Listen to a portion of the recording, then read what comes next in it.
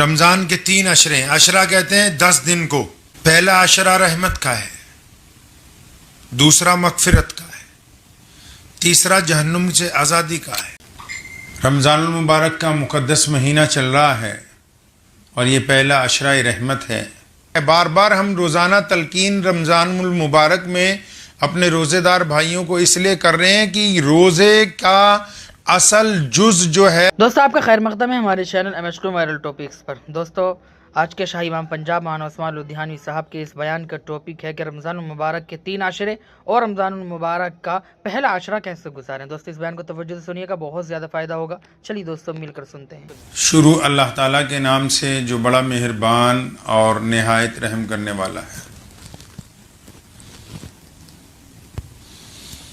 ایک یقین تھا دل میں کہ خدا تو سنتا ہے جب کوئی دوسرا نہیں سنتا۔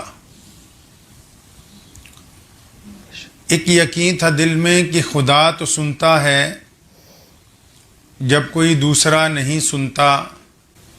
وہ سمیع و بصیر ہے لیکن بے عمل کی دعا نہیں سنتا۔ یہ فیصلہ ہے دین فطرت کا، یہ فیصلہ ہے دین فطرت کا کہ بزدلوں کی خدا نہیں سنتا۔ رمضان المبارک کا مقدس مہینہ چل رہا ہے اور یہ پہلا عشرہ رحمت ہے۔ ابھی کچھ دیر پہلے قبل میں ایک بزرگ کا واقعہ پڑھ رہا تھا کہ آپ بھی جانتے ہیں کہ جو لوگ بہت زیادہ ضعیف ہوتے ہیں، جو روزہ رکھنے کے قابل نہیں ہوتے، ان پہ روزہ ضروری نہیں۔ جو عمر میں بہت زیادہ ہو گئے ہوں، 80-90 سال جن کی عمر ہو گئی ہو، جن کے لیے ممکن نہیں ہے روزہ رکھنا، تو ایسے ہی ایک بزرگ سے کچھ نوجوانوں کی ملاقات ہوئی اور نوجوانوں نے دیکھا کہ وہ بزرگ کچھ کھا رہے ہیں اور پانی پی رہے ہیں۔ اب انہوں نے اس سے معلوم کیا، نوجوانوں نے بزرگ سے، کہ میاں جی آپ روزہ نہیں رکھتے ہیں؟ انہوں نے کہا ہاں میں بالکل روزہ رکھتا ہوں، کون کہتا ہے میں روزہ نہیں رکھتا ہوں؟ انہوں نے کہا لیکن آپ تو کھا پی رہے ہیں۔ تو انہوں نے کہا پھر کیا ہوا، میں تو صرف کھاتا ہوں اور پیتا ہوں لیکن روزے سے ہوں۔ سارے نوجوان ہنس پڑے اور بولے کیا ایسا بھی ہو سکتا ہے کہ روزہ ہو جائے؟ بوڑھے نے کہا ہاں میں جھوٹ نہیں بولتا ہوں، کسی پر بری نگاہ نہیں ڈالتا، کسی کو گالی نہیں دیتا، کسی کا دل نہیں دکھاتا، کسی سے حسد نہیں کرتا، مال حرام نہیں کھاتا اور اپنی ذمہ داریاں اور فرائض دیانتداری سے انجام دیتا ہوں، لیکن کیونکہ مجھے شدید بیماری لاحق ہے اس لیے میں اپنے معدے کو روزے دار نہیں بنا سکتا۔ پھر بوڑھے آدمی نے ان نوجوانوں سے پوچھا کیا آپ بھی روزے دار ہیں؟ ان میں سے ایک نوجوان نے سر جھکائے ہوئے آہستہ سے کہا نہیں، ہم لوگ صرف کھانا نہیں کھاتے ہیں۔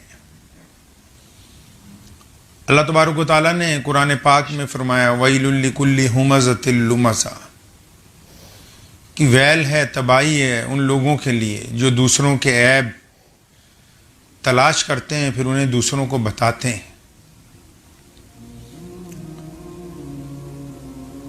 اللہ تعالیٰ کو یہ بات بالکل پسند نہیں ہے کہ ایک بندہ روزہ رکھنے کے بعد فرصت کے لمحات میں اپنے ساتھی کے ساتھ بیٹھ کر کسی تیسرے کی برائی کرے۔ قرآن پاک میں سخت وعید آئی ایسے لوگوں کے بارے میں۔ اللہ تعالیٰ نے ناراضگی میں فرمایا نار اللہ الموقدہ، کہ ہم اس کو اپنے ہاتھ سے جلائی ہوئی آگ میں جھونکیں گے۔ رمضان کریم اور قرآن پاک دونوں اسلام کے مضبوط جز ہیں، اور یہ رمضان شریف جو ہے یہ نزول قرآن کا مہینہ ہے۔ ہم لوگ جتنا زیادہ قرآن اس مہینے میں پڑھیں گے اتنا زیادہ اللہ تبارک و تعالی ہم پر متوجہ ہوں گے، اور قرآن پاک صرف ناظرہ پڑھنا ہی نہیں بلکہ قرآن ہم سے کیا چاہتا ہے اسے سمجھنے کی بھی بات۔ اللہ نے فرمایا کہ ویل ہے، تباہی ہے ان لوگوں کے لیے جو دوسروں کے عیب تلاش کرتے ہیں اور پھر انہیں دوسروں کو بتاتے ہیں۔ یہ ایسا گناہ ہے کہ بندہ روزہ رکھنے کے بعد جب اس گناہ کا مرتکب ہوتا ہے تو عملی طور پر اس کا روزہ جو ہے وہ نہیں رہ جاتا. احادیث میں بار بار آیا، بخاری شریف میں اللہ کے نبی صلی اللہ علیہ وسلم نے فرمایا کہ اللہ تعالیٰ کو ہم لوگوں کے بھوکا پیاسا رہنے سے کوئی فائدہ نہیں ہے. اللہ تعالیٰ دلوں کے حال کو جانتا ہے. تو اس لیے متوجہ ہونے کی ضرورت ہے. اپنی زبان کو شکوے سے روکیں، اپنی دل کو، زبان کو اپنے قابو میں رکھیں. اس کو اللہ تعالیٰ کے مطیع اور فرما بردار بنائے، بالکل ویسے ہی جیسے ہم نے روزہ رکھنے کے بعد اس کو کھانے پینے سے روکا ہے، ایسے ہی دیگر برائیوں سے اپنے آپ کو روکنا ہی مکمل روزہ ہے. روزہ دار جو ہے اس کے منہ کی بدبو جو ہے وہ بھی اللہ تبارک و تعالیٰ کو پسند ہے. روزہ دار کے عمل ایسے ہوتے ہیں کہ اللہ تبارک و تعالیٰ روزہ دار پر فخر فرماتے ہیں. یہ ہم بذات خود اندازہ اس بات کا لگا سکتے ہیں کہ ہمارا روزہ جو ہے وہ کیسا ہے. تو اگر ہم روزہ رکھ کے اس موبائل کے ذریعے خرافات دیکھتے ہیں، روزہ رکھنے کے بعد نماز چھوڑتے ہیں، روزہ رکھنے کے بعد کوئی بری چیزیں موبائل کے ذریعے استعمال میں لاتے ہیں، روزہ رکھنے کے بعد غلط ارادے دل میں کرتے ہیں، تو یقین مانیں ہم اپنے ہاتھ سے، اپنے زبان سے، اپنے کردار سے اپنے روزے کو خراب کر رہے ہیں. یہ نہایت ضروری ہے. بار بار ہم روزانہ تلقین رمضان المبارک میں اپنے روزے دار بھائیوں کو اس لیے کر رہے ہیں کہ روزے کا اصل جز جو ہے وہ متقی بننا ہے. آج کل ہر بندہ مفتی بنا ہوا ہے، ہر ایک بندہ دوسرے پر فتویٰ دینے کے لیے تیار ہے اور خود اپنے گریبان میں جھانکنے کے لیے کوئی تیار نہیں ہے. ہر ایک آدمی دوسرے پہ انگلی اٹھا رہا ہے کہ نہیں اس نے یہ کر دیا، اس نے وہ کر دیا، اس کو ایسا نہیں کرنا چاہیے تھا، اس کو ویسا نہیں کرنا چاہیے تھا، آپ کو ٹوپی ایسے پہننی چاہیے، کپڑے ایسے پہننے چاہیے، لیکن اپنی ذات کے اوپر کوئی گفتگو نہیں کرتا ہے. آپ نے دیکھا ہوگا کہ اکثر حکم ہے کہ پائجامہ جو ہے ہم لوگ سلوار پائجامہ جو لنگی لاچا جو بھی پہنتے ہیں اس کو ٹخنوں سے اونچا رکھنے کا حکم ہے. اور کسی کا اگر نیچے ہو جائے تو فوراً آج کل جو عام مفتی ہیں ہر جگہ تو فوراً فتویٰ آ جاتا ہے کہ آپ جہنم میں جائیں گے. حدیث مبارکہ میں ہے کہ اگر کپڑا ٹخنوں سے نیچے ہوگا تو وہ جہنم میں جائے گا. وہ مسئلہ اپنی جگہ ثابت ہے، لیکن اب اس کی روح کیا ہے؟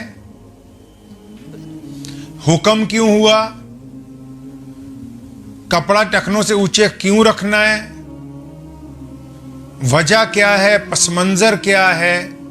وہ اگر پوچھیں گے تو فتوی صاحب کو، میاں صاحب کو نہیں پتا ہوگی. کائنات میں سب سے بڑے مسلمان پیارے نبی حضرت محمد رسول اللہ صلی اللہ علیہ وسلم کے سب سے محبوب ساتھی، مسلمانوں کے سب سے پہلے خلیفہ، اللہ تعالیٰ کے سب سے پسندیدہ صحابی سیدنا امیر المومنین صدیق اکبر رضی اللہ تعالیٰ عنہ رسول اللہ صلی اللہ علیہ وسلم کی خدمت میں آتے ہیں اور فرمایا یا رسول اللہ آپ کا حکم جاری ہوا ہے کہ اپنا لاچا ٹخنوں سے اونچا رکھو. فرمایا یا رسول اللہ میرا تو بار بار نیچے ڈھلک جاتا ہے، اور دربار رسالت سے حکم ہوا ہے کہ جس کا نیچے ہوگا وہ جہنم میں جائے گا. سونے رسول نے فرمایا وہ ابو بکر تیرے لیے نہیں، یہ توڑے لیے مسئلہ نہیں ہے. فرمایا یا رسول اللہ پھر کس کے لیے؟ فرمایا تمہارے لیے نہیں، تم جیسوں کے لیے نہیں ہے. یہ مسئلہ یہ ہے کہ جو لوگ کپڑا ٹخنوں سے نیچے رکھتے ہیں اکڑ کی بنا پر، اور پھر ان کی گردن میں بہت موٹا سریا ہے، جو غریب کے سلام کا جواب نہیں دیتے، جو تکبر کے ساتھ رہتے ہیں، جو نیچے دیکھنا پسند نہیں کرتے، جو اپنے ماں باپ کا احترام نہیں کرتے، بھائیوں کا احترام نہیں کرتے، پڑوسیوں کا احترام نہیں کرتے، سائل جب ان کی طرف آواز لگاتا ہے تو متوجہ نہیں ہوتے، مانگنے والے کو دھتکارتے ہیں. فرمایا ابو بکر اس لیے اونچا کروایا ہے کہ بندے دی آکڑ نکل جائے، سریا جو گردن کا ہے یہ نکل جائے، نرمی آ جائے مزاج میں کہ میرا پاجامہ ٹخنوں سے اونچا ہے، کوئی احساس ہو، تھوڑی آنکھیں نیچی ہو جائیں، اکڑ نکل جائے. کیونکہ جب پاجامہ ٹخنوں سے اونچا ہوگا بندہ جو تڑ سے چلتا ہے اکڑ نکل جاتی ہے، عاجزی آتی ہے اس میں. اب ایک بندے کا پائجامہ ٹخنوں سے اونچا ہو, ماشاءاللہ پگڑی وگڑی بھی ہو, داڑھی واڑی پہن رکھی ہوئی ہو, اور سلام پھیرتے ہی نمازیوں کے ساتھ بدخلقی سے کوئی پیش آتا ہو, کوئی ہفتے 15 دن بعد کوئی بھولا بھٹکا اللہ کا بندہ آ جاتا ہے مسجد میں, سلام پھیرتے ہی پہلے اس کی خبر لی جاتی ہے, اچھا آج توں کدھر منہ چکھے گی. ماں باپ سے نہیں بنتی ہے, پجامہ ٹکنوں سے اونچا ہے, ماں باپ سے نہیں بنتی ہے, معافی بھی نہیں مانگتا ہے ان سے, بھائی بہنوں کے حق میں دعائیں بھی نہیں کرتا ہے, پڑوسی بھوکے کو کھانا نہیں کھلاتا ہے, سائل کی مدد نہیں کرتا ہے, مسافر کو رستہ نہیں دکھاتا ہے, اپنی بیوی سے بچوں سے محبت سے پیش نہیں آتا ہے. اب یہ جو پائجامہ ٹخنوں سے اونچا کیا ہے, اب آپ اس کو گھٹنوں پہ بھی کر لیں جناب, تب بھی کوئی شریعت کو آپ سے لینا دینا نہیں ہے, کیونکہ جب روح ہی ختم ہو گئی, مسئلے کی روح ہی ختم ہو گئی, تو پھر اب کیا فائدہ ہے اس کو اونچا کرنے کا, نیچا کرنے کا. اس کو اونچا کرنے کا فائدہ تب تھا جب اکڑ نکل جاتی, عاجزی آ جاتی, ماں باپ کی اطاعت فرما برداری میں آ جاتا, بیوی سے حسن اخلاق کرتا, بچوں سے محبت کرنے والا ہوتا. ایسے بہت سارے لوگ ہیں نماز پڑھتے ہیں, اپنی اولاد سے بدخلقی کے ساتھ پیش آتے ہیں, نماز پڑھتے ہیں, اپنے بھائیوں کے ساتھ بدخلقی رکھتے ہیں, بھائیوں کے لیے دعا نہیں کرتے, اس چکر میں رہتے ہیں کہ یہ کب برباد ہو جائیں تو ہم خوشی منائیں. ایسے بہت سارے لوگ ہیں جو نماز پڑھتے ہیں اور پڑوسی کے ساتھ ان کی نہیں بنتی, تو پھر پڑھتے کیوں ہیں؟ اگر دل صاف نہیں تو پھر نماز کیوں پڑھتے ہیں؟ نماز پڑھنے کے لیے دل کا صاف ہونا نہایت ہی ضروری ہے, نہایت ہی ضروری ہے. جب تک دل صاف نہیں ہوگا تو پھر نماز کس طرح ادا کی جائے گی؟ تو یہ روزہ کا جو اصل جز ہے وہ دراصل ہم لوگوں کو اللہ کی طرف سے حکم کہ ہم متقی بن جائیں. اور آپ یقین مانیں کہ یہ بڑا قیمتی وقت ہے. کچھ لوگوں کو ایسا لگتا ہے کہ وقت نہیں گزر رہا ہے, بڑی تیزی سے رمضان گزر رہا ہے, تیزی سے رمضان نکل رہا ہے. آپ کو یہ تو بتا سکتا ہے کہ آپ کا موبائل کہ آپ نے فیس بک پر, واٹس ایپ پر, یوٹیوب پر کتنا لمحے گزارے, اس میں نوٹ ہوگا. کیا آپ یہ بتا سکتے ہیں اپنے ضمیر کو کہ کتنے پارے قرآن پاک کے آپ نے پڑھ لیے ہیں؟ کیا اپنے آپ کو آپ بتا سکتے ہیں کہ کتنے لوگوں کو طاقت ہونے کے باوجود آپ نے ان کے حلق تک لقمہ حلال پہنچا دیا ہے؟ کیا بتا سکتے ہیں آپ اپنے ضمیر کو کہ آپ نے ان سے معافی مانگ لی جو آج تک منتظر تھے کہ ہاں ہمارا بھائی ہمیں اپنے آ کے گلے سے لگائے گا؟ یہ موبائل تو بتا سکتا ہے کیونکہ اس میں سب کچھ نوٹ ہو رہا ہے کہ آپ نے کتنا وقت کس کے ساتھ گزارا ہے, اس میں کون سی ایپس کے ساتھ. لیکن کیا آپ اپنے ضمیر کو بھی پوچھتے ہیں کہ آپ نے کتنا وقت کس کے ساتھ گزارا ہے؟ کیا کبھی آپ اپنے دل کو اس طرف متوجہ کر رہے ہیں؟ آپ یقین مانیں یہ 4 نہیں, ایک ایک کر کے سارا رمضان ہاتھ سے نکل جائے گا, اور پھر ہم ہاتھ ملتے نہ رہ جائیں, ہاتھ نہ ملتے رہ جائیں. روزے دار کا بڑا احترام ہے میرے بھائی اللہ کی نگاہ میں. آپ دیکھیں نا, روزے دار وضو کرتا ہے, اتنی گرمی کے اندر تپتی ہوئی دھوپ کے درمیان روزے دار روزہ رکھتا ہے, پھر جب وضو کرتا ہے تو حلق سے پانی کا قطرہ نیچے نہیں جانے دیتا. فرشتے رشک کرتے ہیں کہ الہ العالمین یہ آپ کے بندے ہیں, کوئی دیکھ نہیں رہا, اس گلے کے اندر کوئی کیمرے نہیں لگے ہوئے جو پانی کے ان قطروں کو نیچے جاتا ہوا دیکھ لیں, لیکن اس کا ضمیر گوارا نہیں کرتا کہ میں اپنے رب کا مجرم نہ بن جاؤں, میرا رب مجھ سے ناراض نہ ہو جائے. وضو کے دوران بھی ایک قطرہ پانی کا نیچے نہیں اترنے دیتا. فرشتے رشک کرتے ہیں آپ پر کہ اللہ نے آپ کو روزے دار بنایا ہے. آپ یہ نہ سمجھے کوئی معمولی بات ہے روزے دار بن جانا, بہت قسمت کی بات ہے. ہر ایک بشر کے لیے یہ مرتبہ نہیں ہے. اللہ تعالیٰ نے آپ کو موقع دیا ہے, زندگی دی ہے, وقت دیا ہے, وسائل دیے ہیں. کیا اب بھی وقت نہیں ہے کہ ہم اپنے رب کو منائیں گے؟ کیا اب بھی وقت نہیں ہے اپنے روٹھے ہوئے رب کو منا؟ کیا آپ یہ بھول گئے کہ اللہ کے پیارے نبی حضرت محمد رسول اللہ صلی اللہ علیہ وسلم نے فرمایا کہ ہمیں گناہوں سے بھی بچنا ہے, شریعت نے کہا, رسول کریم نے کہا کہ بے حیائی سے دور رہیں. آج بے حیائی عام ہے, چاہے وہ موبائل کے ذریعے ہو, چاہے عام ٹک ٹاک کے ذریعے ہو. ہر ایک گھر کی اچھی اچھی خواتین جو ہیں وہ بے پردہ ہو کے سامنے آ رہی ہیں. آپ اندازہ لگائیں, کیا ہمیں اپنے رب سے ساتھ میں معافی نہیں مانگنی ہے؟ آپ پوری دنیا کو دیکھیں, پوری دنیا کے حالات کو دیکھیں. بڑے بڑے علماء, بڑے بڑے محدث, مفکر, علماء دین بار بار متوجہ کر رہے ہیں امت کو کہ اللہ سے معافی مانگیں. اور یقین جانیں کہ جب اللہ راضی ہو جائیں گے, یہ بڑی سے بڑی بیماریاں دنیا سے رخصت ہو جائیں گی. اہل ایمان کی ذمہ داری بنتی ہے کہ وہ رمضان کریم کے روزوں کے درمیان استغفار کا اہتمام کریں. جس طرح ہم اللہ سے معافی مانگتے ہیں, جو لوگ ہم سے معافی کے خواہش مند ہیں, ہم ان کو بھی معاف کریں, اور جن سے ہمیں معافی مانگنی چاہیے ہم ان سے بھی معافی مانگیں. اپنے دلوں کو رنجشوں سے صاف کیجیے. یہ رمضان ہے, یہ انقلابی عبادت ہے, یاد رکھیے گا, یہ انقلابی عبادت ہے. انقلاب جب آتا ہے تو حالات بدلتے ہیں, اور رمضان انقلابی عبادت ہے. اس انقلابی عبادت کے دوران بھی اگر ہمارے ذاتی حالات, ہمارے جسمانی حالات, ہمارے روحانی حالات نہیں تبدیل ہوئے تو پھر رمضان کا ہمیں فائدہ نہیں ہوگا. پیارے نبی حضرت محمد رسول اللہ صلی اللہ تعالیٰ علیہ وسلم نے احادیث مبارکہ کے ذریعے ہمیں یہ بتایا ہے کہ رمضان المبارک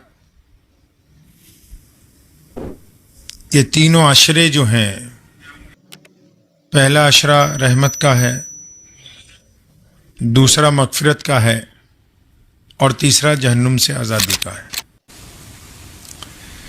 رمضان دراصل ایک انقلابی عبادت ہے جو انسان کو تبدیل کرنے کے لیے شروع کی گئی.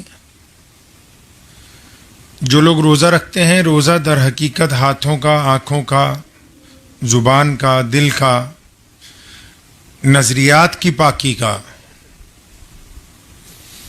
اور یہ روزہ تبھی کامیاب ہوتا ہے جب ہم اپنے دل سے برائیوں کو چھوڑ کے اچھائیوں کی طرف چلتے ہیں.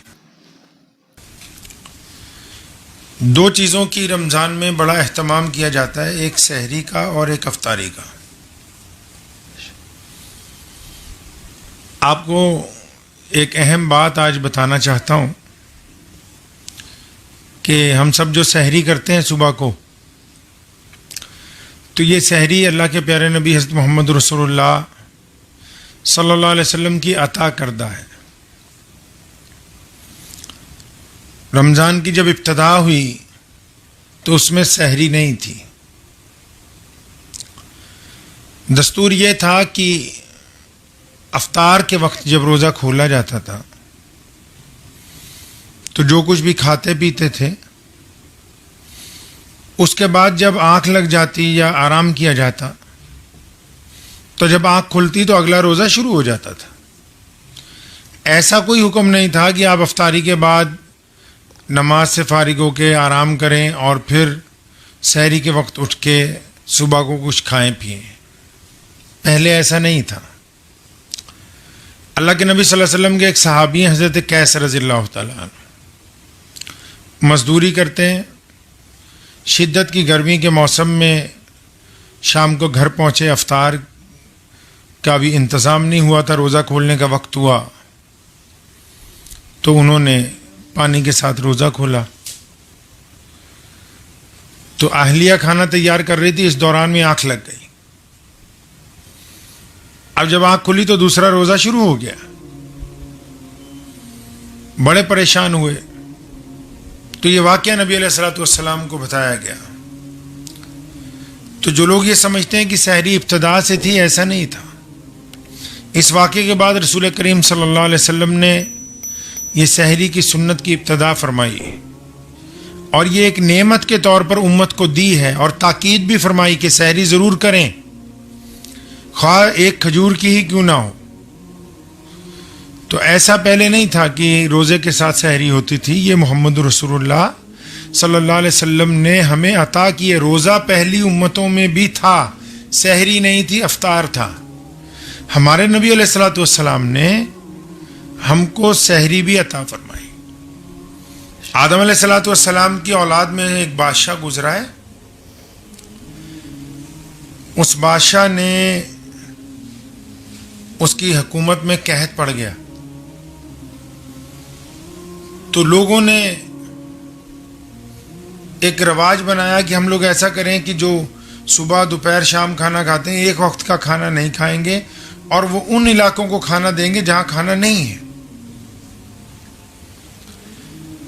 ان کی یہ بات اللہ کو اتنی اچھی لگی کہ اس کو عبادت کے اندر شامل کر لیا. اور رمضان المبارک میں جہاں عبادت بہت بڑا جز ہے وہاں فراخ دلی کے ساتھ دوسروں کی مدد کرنا ابتدا سے اسلام کا بہت بڑا حصہ رہا ہے. آج بھی پوری دنیا میں زکوٰۃ اور صدقات دینے میں مسلمان جو ہیں سب سر فہرست ہیں. تو ہمیں بھی اپنے اکابرین کے مطابق رسول اللہ صلی اللہ علیہ وسلم کے احکامات کے مد نظر حضرات صحابہ کرام رضی اللہ تعالی اجمعین کی زندگیوں کے مطابق اس بات کو یقینی بنانا ہے کہ روزے کے دوران ہمارے عزیز و اقارب میں بہت سارے لوگوں کو آپ دیکھتے ہیں رمضان میں وہ لوگوں کو سحری افطاری کروانے کے لیے اپنے گھروں میں دعوتیں کرتے ہیں. کچھ لوگ اپنا گھر دکھانے کے لیے لوگوں کو بلاتے ہیں افطار پر. اپنا اپنا نظریہ ہے لیکن نظریہ وہی قبول ہوگا جس کی نیت پاک ہوگی اللہ کے نزدیک. آپ کے نظریے کی نیت کیا ہے یہ دیکھنا لازمی بات ہے. تو یہ ضروری ہے کہ جب رمضان میں آج کے دور کے اندر جب ہم رمضان المبارک گزار رہے ہیں تو اس رمضان المبارک میں کہ کیا ہم اخلاص نیت کے ساتھ ان لوگوں کی مدد کر رہے ہیں جن کی مدد ہم پر واجب ہے. لوگ دکھاوے کے لیے دور دور مدد کرنے کے لیے جا رہے ہیں اور اگر آپ کا اپنا بھائی مستحق ہے مدد کا تو پھر آپ اتنی دور کرنے کیا جا رہے ہیں؟ اپنے بھائی کی مدد کیوں نہیں کر رہے؟ آپ کا اپنا پڑوسی مستحق ہے. کچھ دقیانوسی لوگ یہ پوچھتے ہیں کہ پڑوسی کا مذہب کون سا ہونا چاہیے. پڑوسی کا مذہب پڑوسی ہوتا ہے اور کچھ نہیں ہوتا ہے. آپ کا پڑوسی اگر بھوکا ہو خواہ کسی بھی مذہب سے تعلق رکھتا ہو تو پھر ابھی رمضان کے احکامات کی تکمیل نہیں ہوئی ہے. محلے میں کچھ لوگ ایسے موجود ہیں جن کے پاس خورد و نوش کی اشیاء مکمل نہیں ہیں اور پھر ہم کہہ رہے ہیں کہ ہم لوگوں کو سامان تقسیم کریں گے. تو کیا ان محلے میں ان لوگوں کی ہماری خبرگیری کرنا ہم پر لازم نہیں ہے؟ ان کی خبرگیری بھی ہم پر لازم ہے. پیارے نبی حضرت محمد رسول اللہ صلی اللہ علیہ وسلم پوری کائنات کے لیے جو رحمت بن کر آئے ہیں، ہم سب کے نبی ہیں. ہماری امت کی ماں امی عائشہ رضی اللہ تعالی عنہا فرماتی ہیں کہ رسول اللہ صلی اللہ علیہ وسلم رمضان کریم میں ہوا جو چلتی ہے اس سے زیادہ فیاض تھے کہ تیز ہوا اس رفتار سے نہیں چل سکتی جس رفتار سے رسول اللہ صلی اللہ علیہ وسلم لوگوں کو بانٹتے تھے. بانٹنے کے لیے رقم زیادہ ہونی ضروری نہیں ہے، بانٹنے کے لیے زیادہ مال ہونا ضروری نہیں ہے. بانٹنے کے لیے ایک نیک دل اللہ کے اوپر اعتماد ہونا زیادہ ضروری ہے. مالاں والے سخی نہیں ہوندے، مالاں والے سخی نہیں ہوندے، سخیاں کول مال نہیں ہوندے. مالاں والے سخی نہیں ہوندے، سخیاں کول مال نہیں ہوندے. ایتھے اوتھے دونوں جہاں سخی کدی پریشان نہیں ہوندے. اگر آپ میں جذبہ ہے تقسیم کرنے کا، آپ میں جذبہ ہے دوسرے کی مدد کرنے کا، تو آپ کے پاس مال کہاں سے آئے گا، کہاں سے اشیاء آئیں گی، کہاں سے خورد و نوش کا سامان آئے گا، یہ اللہ پر چھوڑیں. آپ ابتدا تو کریں، ابتدا تو کیجئے کم از کم. اور جن کا آپ پر حق ہے آپ ان سے نظریں نہیں چرا سکتے ہیں. اللہ تبارک و تعالیٰ کو یہ بات نہیں پسند. اللہ تعالیٰ طاقتور مومن کو پسند کرتے ہیں، اللہ کو فیاض مومن پسند ہے، اللہ کو رحم دل بندے پسند ہیں، اللہ کو سخی لوگ زیادہ پسند ہیں۔ اللہ تعالیٰ نے آپ کو بہترین بنایا ہے۔ میں جب چھوٹا تھا تو میرے دادا حضرت مولانا مفتی محمد احمد رحمانی لدھیانوی رحمۃ اللہ علیہ، تو میں اکثر دیکھا کرتا تھا کہ حضرت کے پاس بہت سارے لوگ کچھ نہ کچھ مانگنے آتے ہیں، اور کئی تو بار بار آتے ہیں۔ تو میں نے ایک دن اپنی عقل کے مطابق عرض کی کہ دادا جان یہ ایک شخص ہے، یہ بار بار آتا ہے روزانہ۔ تو فرمانے لگے کہ کیا یہ بہتر نہیں ہے کہ اللہ تعالیٰ نے آپ کو دینے والوں میں رکھا ہے، لینے والوں میں نہیں رکھا ہے؟ ان کی یہ بات ہمارے دل پر نقش ہو گئی۔ آپ بھی اطمینان سے اس بات کو سوچیں کہ اگر کوئی ضرورت مند آپ کے گھر تک آ رہا ہے، یا رمضان میں آپ کسی کی توجہ کا مرکز بن گئے، تو یہ اللہ کی نعمت ہے آپ کے لیے۔ اللہ تعالیٰ نے یہ پسند کیا، دینے کو اللہ تعالیٰ کسی کو بھی دے سکتے ہیں۔ ضروری نہیں ہے کہ آپ کے ہاتھ سے دلوایا جائے، ایسا ضروری نہیں ہے، کسی کو بھی یہ اختیار دیا جا سکتا ہے۔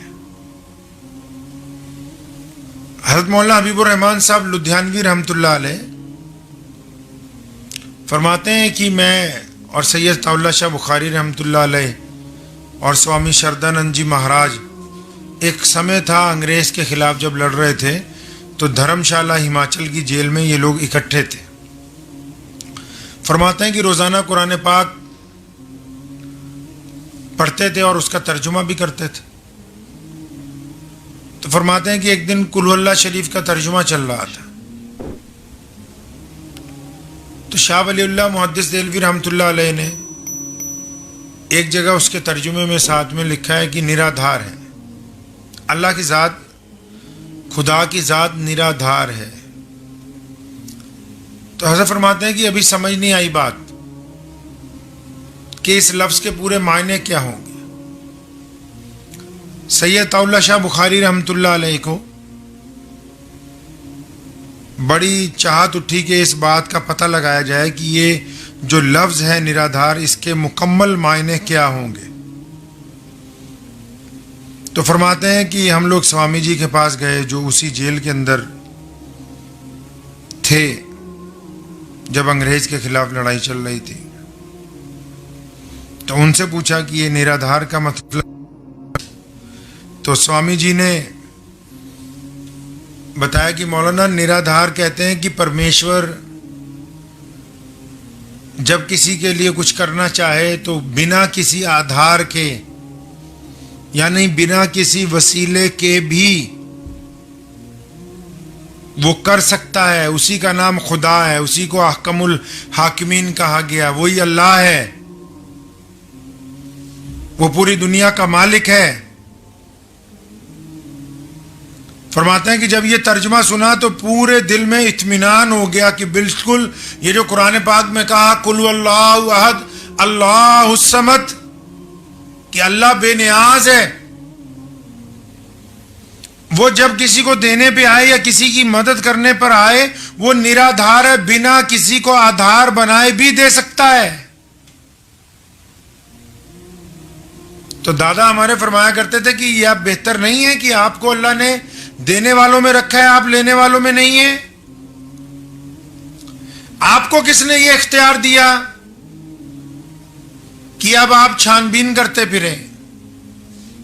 نہیں،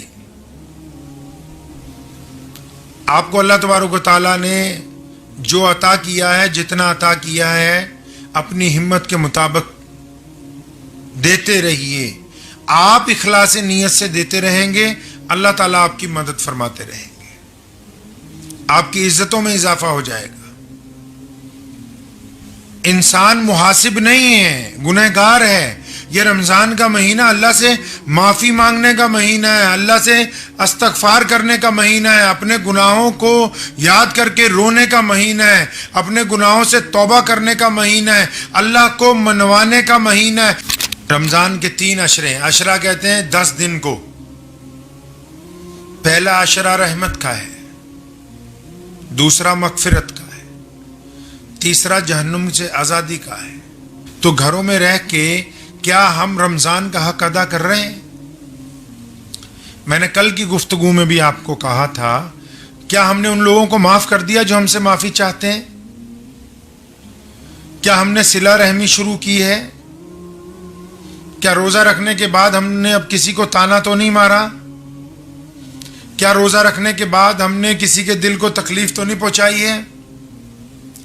کیا روزہ رکھنے کے بعد ہم کسی اپنے پڑوسی کو پریشان تو نہیں کر رہے ہیں؟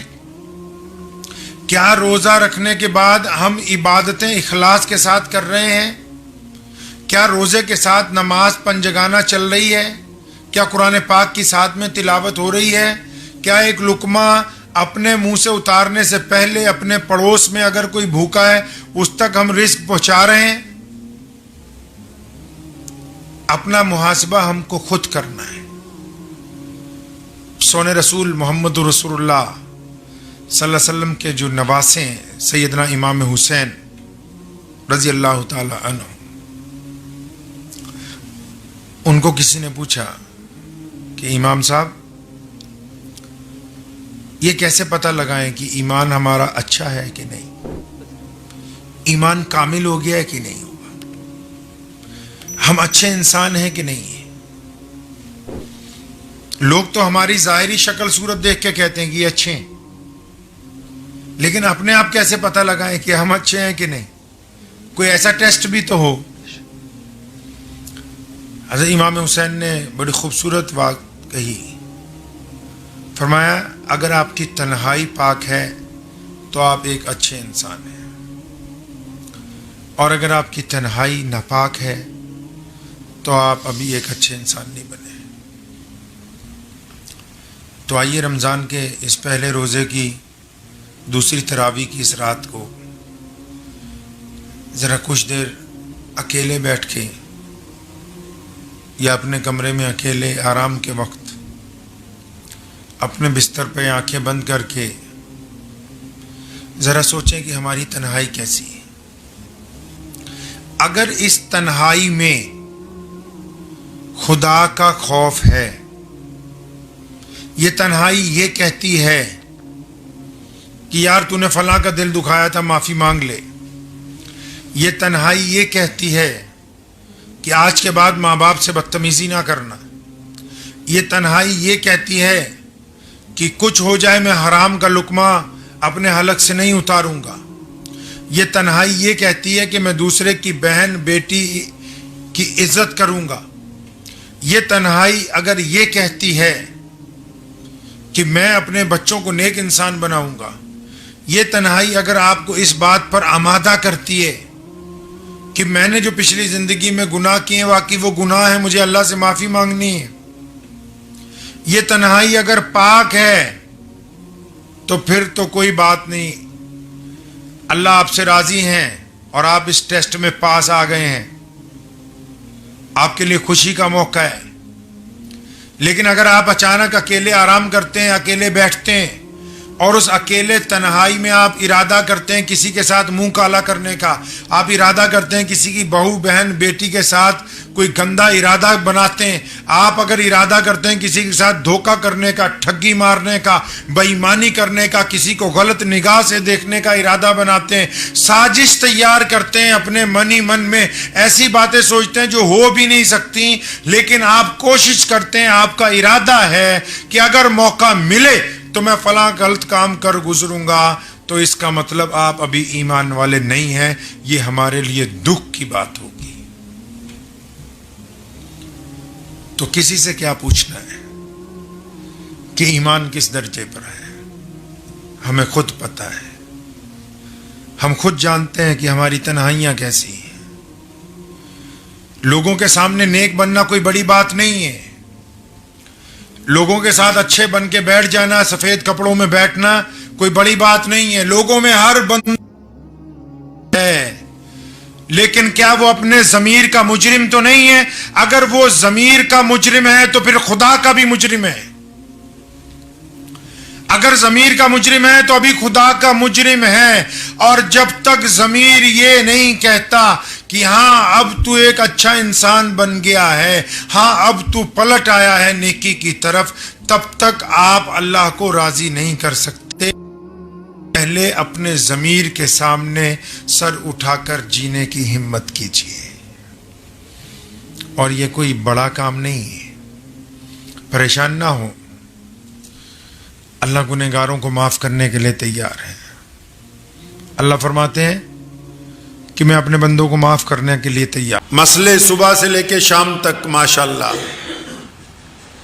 अब तक तो व्हाट्सएप यूनिवर्सिटी बन चुकी है। जिसको नहीं भी कोई काम, उसको रमजान में मसले चाहिए।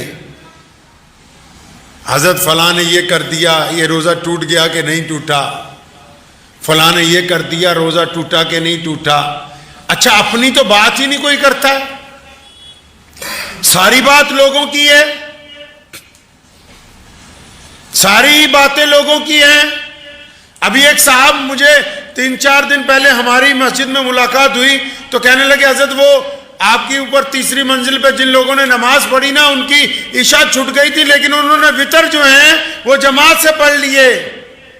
तो आए थे कहीं दूसरे सूबे से, तो मैंने उनको पूछा कि भाई आप जो इतने फिक्रमंद हुए, क्या आपके यहाँ जो हुकूमत है उसमें आपके इलाके का कोई बंदा एमएलए बना, किसी ने वजारत हासिल की है? कहना नहीं, हमारे यहाँ तो कोई हमारा बंदा एमएलए नहीं बना, वजारत हासिल नहीं की। तो मैंने कहा जब तुम हुकूमत में हिस्सेदारी की बात नहीं करते हो, सिर्फ तुम मसले मसाइल की बात करते हो, तुम्हें इस्लाम का पता ही नहीं कि दीन होता क्या है। रोजा इनकलाबी इबादत है, बंदे को डिसिप्लिन में लाने की बात है। आपने क्या समझा कि चंद सजदों का नाम और चंद घंटे भूखे रहने का नाम रोजा? अल्लाह ताला को आपके भूखे रहने से, प्यासे रहने से कोई फर्क पड़ने वाला नहीं है। अल्लाह तबारक व तआला अपने बंदों में इनकलाब बर्पा करना चाहते हैं। और इनकलाब भी कौन सा?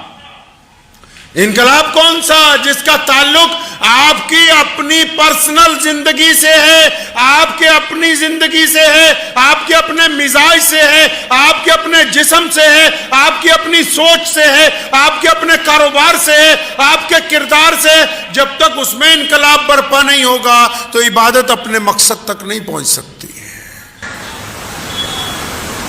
ये बातें तो आपको पता है कि नमाज में नियत यहां बांधे कि यहां बांधे, लेकिन आपको ये नहीं पता कि एक इमाम की इक्तदा जो है उसके अंदर अल्लाह तबारक व तआला क्या चाहते हैं। ये जो मस्जिद में रमजान में रोजे रखने के बाद हुक्म हुआ कि नमाजें इमाम के पीछे पढ़ो, नमाजें तरावी पढ़ो, ये इस बात की अलामत है कि वो जो इमामत है ये समाज में भी होनी चाहिए, घर में भी होनी चाहिए, माशरे में भी होनी चाहिए। ये क्यों कर मुमकिन है कि कुछ लोग इमाम के पीछे तो सजदा वक्त के ऊपर करते हों, वो सियासी मामलात में, जाती मामलात में, माशरती मामलात में, घरेलू मामलात में उनकी राय एक जगह कायम ना होती हो, वो एक दूसरे के मुखालिफ हों, तो उनको एक जमात में खड़े होने का क्या फायदा हो? रोजे के मकसद को फौत कर दिया, मकसद को फौत कर दिया, जरूरियात को मुकद्दम कर दिया। जो जरूरियात है उनको मुकद्दम, और जो मकसद है वो पता ही नहीं कि रोजा अल्लाह ताला ने रखवाया क्यों है। आपको पता है कि हमसे जो पहली उम्मतें थी, मूसा अलैहिस्सलाम की उम्मत, ईसा अलैहिस्सलाम की उम्मत, इब्राहिम अलैहिस्सलाम की उम्मत, हमसे जो पहली उम्मतें थी उनके अंदर रूहबानियत थी, उनके अंदर इबादत का जज्बा था, इबादत का तरीका था। लेकिन जो इबादत रसूलुल्लाह ने राइज की, जो तरीका मुहम्मदुर रसूलुल्लाह ने बनाया, कायनात उसका मुकाबला नहीं कर सकती। लोगों ने कहा इबादत यह है कि घर वालों को छोड़ दो, इबादत यह है कि शहर से बाहर निकल जाओ, इबादत यह है कमाना छोड़ दो, इबादत यह है और वे अपनी बीवी से मिलना छोड़ दो, इबादत यह है बच्चों से बेपरवाह हो जाओ, जंगल में जाके बस सुबह शाम अल्लाह अल्लाह करो। यह मुहम्मदुर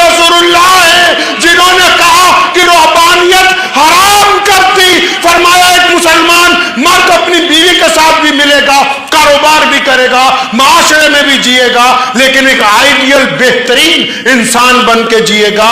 سماجک ویوستھا کو خوبصورت بناتے ہوئے جس عبادت کا نام رکھا اس کو اسلام کہتے ہیں. یہ رسول اللہ کی امت ہے.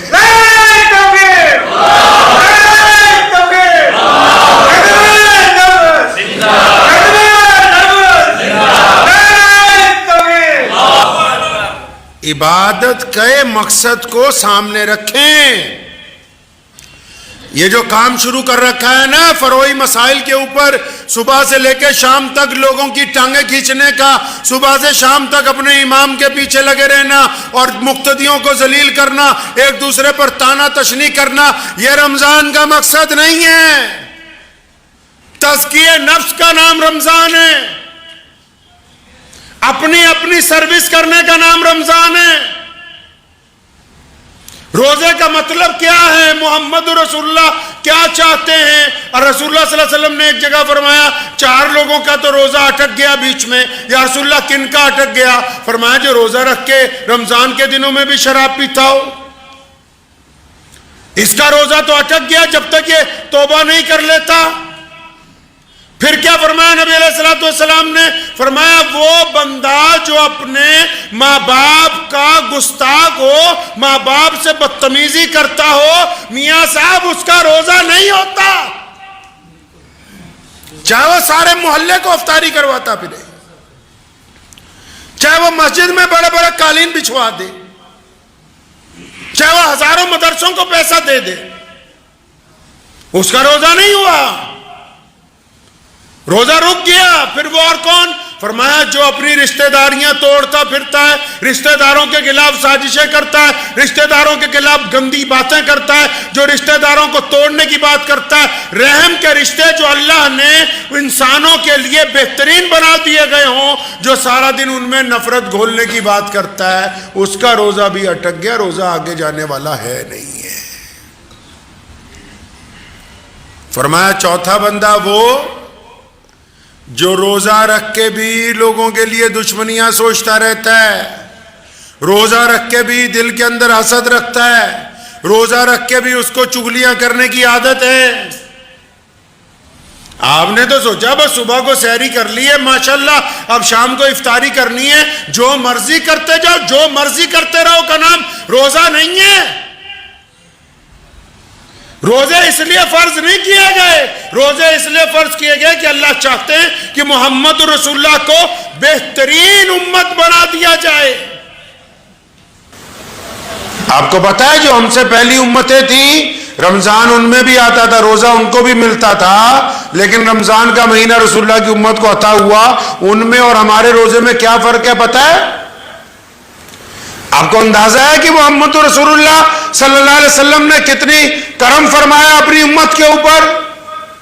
روزہ 24 گھنٹے کا ہوتا تھا میاں صاحب. پڑھیں کبھی اٹھا کے قرآن و حدیث کو, روزہ پہلی امتوں میں 24 گھنٹے کا تھا. ہماری محمد رسول اللہ کی امت میں بھی 24 گھنٹے کا روزہ تھا. 24 گھنٹے کیسے؟ شام کو افطار کے وقت جب سورج ڈوبتا تھا, اللہ کی طرف سے اجازت تھی جو مرضی کھاؤ, جو مرضی پیو. اب کھا پی لیا, اس کے بعد اگر آنکھ لگ گئی, جیسے آپ افطاری کر کے 10 منٹ لیٹ جاتے ہو, کوئی عشاء سے پہلے 15 منٹ آرام کر لیتا ہے, کوئی عشاء کے بعد تھوڑی دیر آرام کر لیتا ہے. پہلی امتوں میں یہ حکم تھا افطار کے بعد جب آپ کی آنکھ لگ گئی تو جب آنکھ کھلی دوسرا روزہ شروع. کوئی سحری نہیں, کوئی صبح کا ٹائم ٹیبل نہیں, 24 گھنٹے کا روزہ. اور یہی روزہ محمد رسول اللہ کو بھی عطا ہوا. حضرت کیس بن سریمہ رضی اللہ تعالیٰ عنہ مزدوری کر کے گھر پہنچے, شام کا وقت تھا, کھانے پینے کا سامان نہیں تھا. بیوی نے کہا کیس رکو میں کچھ لاتی ہوں. بازار سے گئی, آٹا خرید لائی, گوندا. جب روٹی پکانے لگی تو کیس بن سریمہ رضی اللہ تعالیٰ عنہ کی آنکھ لگ گئی. آپ نے کیا سمجھا کہ روزہ بڑا آسان تھا؟ یہ تو محمد رسول اللہ صلی اللہ علیہ وسلم کے نالین مبارک کا صدقہ ہے کہ آپ کو سحری عطا ہوئی ہے. कैस बिन सरीमा की जब आंख खुली तो उनकी बीवी ने कहा, हाय कैस, बर्बादी हो, तेरा तो रोजा दूसरा शुरू हो गया। अब सारा दिन का रोजा था, इफ्तार कर नहीं सके, पानी पिया था कि मैं कुछ खाऊंगा, फिर दूसरा रोजा शुरू हो गया। जोहर में जब मस्जिद नबी में गए, चक्कर खा के गिर गए, मोहम्मद रसूलुल्लाह को बताया गया, या रसूलुल्लाह, इसने तो इफ्तार भी नहीं किया, सिर्फ पानी से रोजा खोला था, खाना बनाते बनाते इसकी आंख लग गई, दूसरा रोजा शुरू हुआ। प्यारे नबी अलैहिस्सलाम इतने गमगीन हुए, आप सल्लल्लाहु अलैहि वसल्लम को उम्मत का दर्द था। जब अल्लाह ने देखा कि मेरा नबी गमगीन है, तो कुरान पाक में सहरी के लिए आयत नाजिल हुई कि अब आपकी उम्मत को इजाजत है कि वो सूरज डूबने से लेके सुबह सादिक तक जो चाहे वो खाए पिए। ये जो आपको रोजे में सहरी अता हुई, ये मोहम्मद रसूलुल्लाह के सदके अता हुई है। और रसूलुल्लाह क्या चाहते हैं जी? रसूलुल्लाह आपसे कैसा रोजा चाहते हैं? प्यारे पैगंबर अलैहिस्सलातु वस्सलाम की मंशा क्या है? अल्लाह ताला क्या चाहते हैं? अल्लाह ताला जब खुश होते हैं ना रोजेदार पे, सिर्फ इसलिए नहीं खुश होते कि देखो कुछ खा नहीं रहा, कुछ पी नहीं रहा। ये कोई बहुत बड़े कमाल की बात नहीं है कि हम सुबह से लेकर शाम तक सख्त गर्मी में, सख्त सर्दी में जब रोजे आते हैं कुछ खाते पीते नहीं। कमाल की बात यह है जो रसूलुल्लाह सल्लल्लाहु अलैहि वसल्लम ने फरमाई। हदीस पाक का मफहूम है क्या? फरमाया रोजा मोमिन के लिए ढाल है, जब तक वो इसको फाड़ नहीं देता।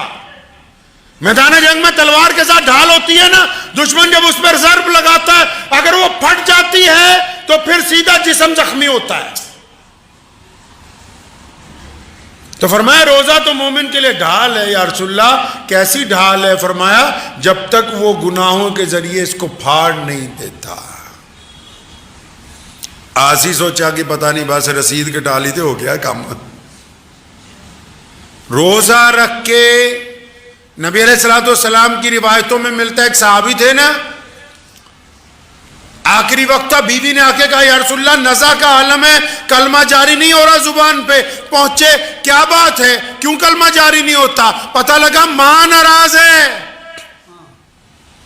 अम्मा को बुलाया कि क्यों नाराज है अपने बच्चे से?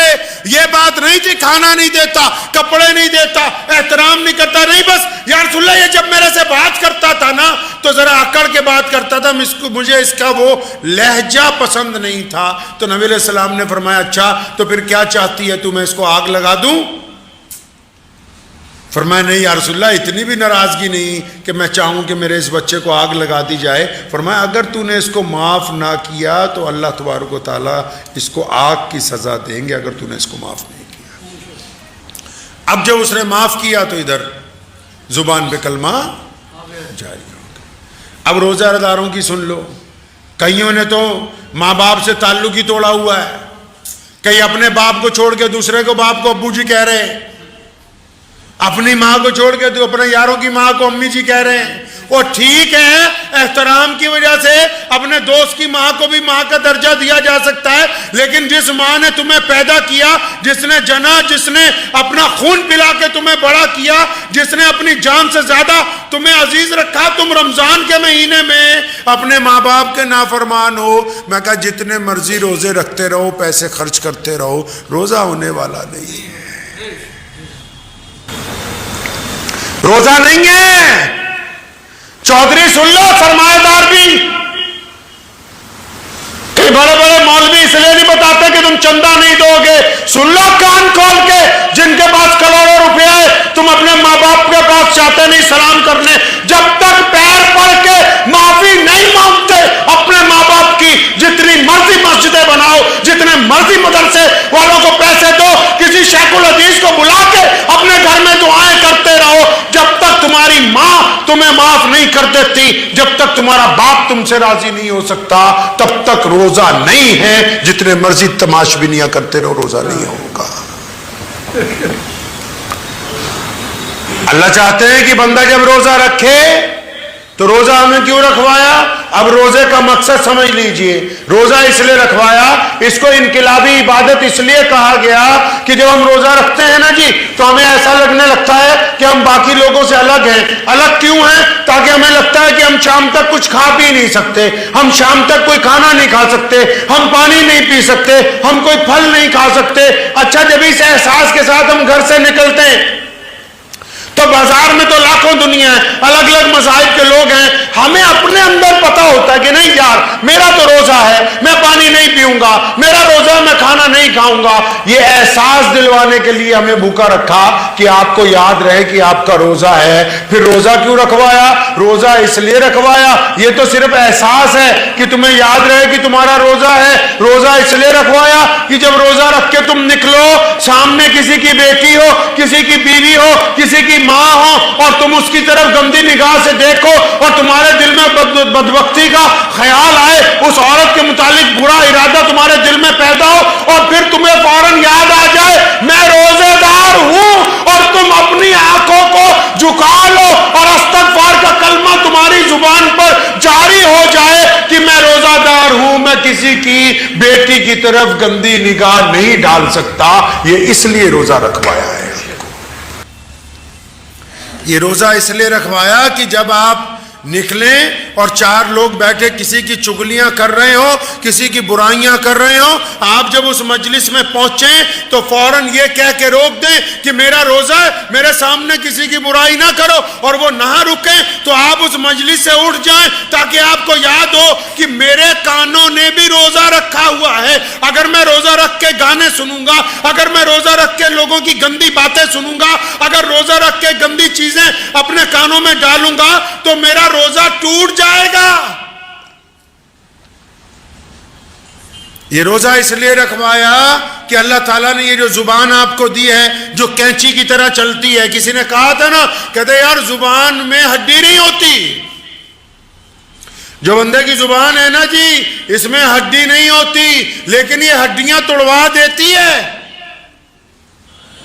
ہڈی نہیں ہے اس میں، لیکن زیادہ تر جو ہڈیاں ٹوٹتی ہیں وہ زبان کی وجہ سے ہی ٹوٹتی ہیں۔ لوگ دوسروں کو تانے دیتے ہیں، بری باتیں کہتے ہیں، تانے کستے ہیں، گالیاں دیتے ہیں، بدبختی کی باتیں کرتے ہیں، کسی کا دل جلاتے ہیں، وہ غصے میں آ کے مارتا ہے تو اس میں تو ہڈی ہے نہیں، یہ ہڈیاں توڑواتی ہے۔ اب روزے میں اس کا بھی روزہ اللہ نے رکھوا دیا، حکم ہوا کہ روزے دار اگر بولے گا تو اچھا بولے گا، نہیں تو چپ رہے گا،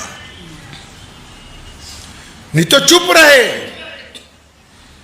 شریعت کہتی ہے کہ آپ کسی کی تعریف نہیں کر سکتے تو اس کی برائی تو نہ کرو، کم از کم آپ اپنے بھائی کی تعریف نہیں کر سکتے، اپنے دوست کی تعریف نہیں کر سکتے، اپنے پڑوسی کی تعریف نہیں کر سکتے، آپ کو پتا کہ اچھا کام کر رہا ہے، آپ کے اندر حسد ہے، کینہ ہے، بغض ہے، آپ نہیں تعریف کر سکتے، مت کرو، کم از کم اس کی برائی کر کے اپنی زبان کو تو نہ خراب کرو۔ زکوٰۃ کے متعلق اگر آپ پیارے پیغمبر محمد رسول اللہ کے حکم پہ آ جائیں گے تو مجھے یوں محسوس ہوتا ہے جیسے آدھی دنیا کے دانشور آپ کے خلاف ہو جائیں۔ یہ کیا باتیں کرتے ہو کہ زکوٰۃ ایسے دینی ہے؟ پورے قرآن حدیث میں کہاں لکھا ہے کہ ایسے زکوٰۃ بانٹو جس طرح تم بانٹ رہے ہو، جیسے آپ زکوٰۃ بانٹ رہے ہو پچھلے 75 سالوں میں؟ بھی آنے والا کہ حضرت اگلے سال میرا خیال رکھنا، اس نے بھی ارادہ کر رکھا ہے ساری زندگی مانگنے کا، تو نے بھی ارادہ کر رکھا ہے بیوقوفی کے ساتھ بانٹنے کا۔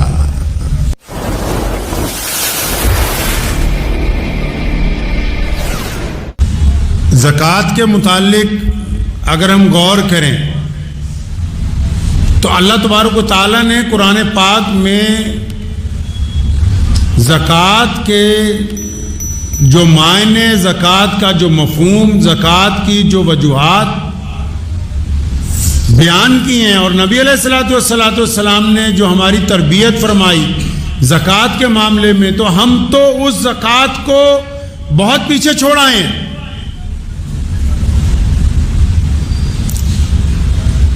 اطمینان کے ساتھ زکوٰۃ کے موضوع کے اوپر قرآن پاک کے احکامات کو، احادیث کو اگر دیکھتے ہیں تو ہماری زکوٰۃ تو اس زکوٰۃ کے ساتھ میل ہی نہیں کھاتی جو پیارے پیغمبر محمد رسول اللہ صلی اللہ تعالی علیہ وسلم نے دینے کے لیے حکم فرمایا ہے۔ پہلی بات تو یہ سمجھ لینی چاہیے زکوٰۃ ہے کیا، یہ ہوتا کیا ہے۔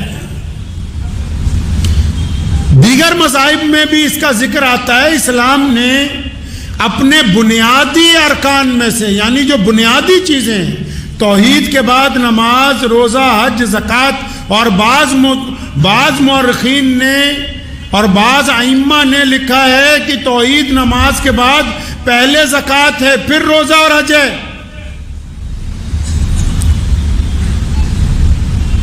یہ اتنی بڑی بات جو ہے کہ پیارے پیغمبر صلی اللہ علیہ وسلم نے جس کے متعلق احکامات دیے گئے ہوں، قرآن پاک میں جس کا ذکر نماز کے ساتھ آیا ہو، قرآن پاک نے زکوٰۃ کا ذکر نماز کے بالکل ساتھ، جس طرح دو سہیلیاں ہوتی ہیں، دو بہنیں ہوتی ہیں یا دو بھائی ہوتے ہیں، جوڑ کے قرآن پاک نے نماز کے بعد سب سے پہلے جس کا ذکر بالکل جوڑ کر کیا وہ زکوٰۃ کے بارے میں کیا۔ اب زکوٰۃ ہے کیا، زکوٰۃ دینی کس کو ہے، زکوٰۃ دینی کیسے ہے، زکوٰۃ دینے کی وجہ کیا ہے، زکوٰۃ بنائی کیوں گئی، زکوٰۃ کا معنی کیا ہے، یہ کچھ پتہ نہیں۔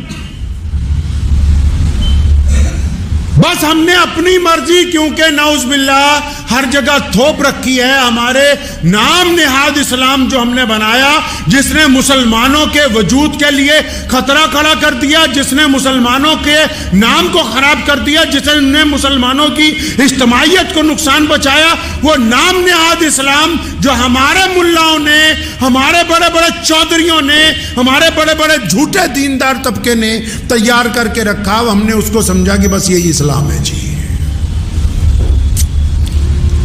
زکوٰۃ کے متعلق اگر آپ پیارے پیغمبر محمد رسول اللہ کے حکم پہ آ جائیں گے، پیارے اللہ تبارک و تعالیٰ کے حکم کے اوپر آ جائیں گے، تو مجھے یوں محسوس ہوتا ہے جیسے آدھی دنیا کے دانشور آپ کے خلاف ہو جائیں۔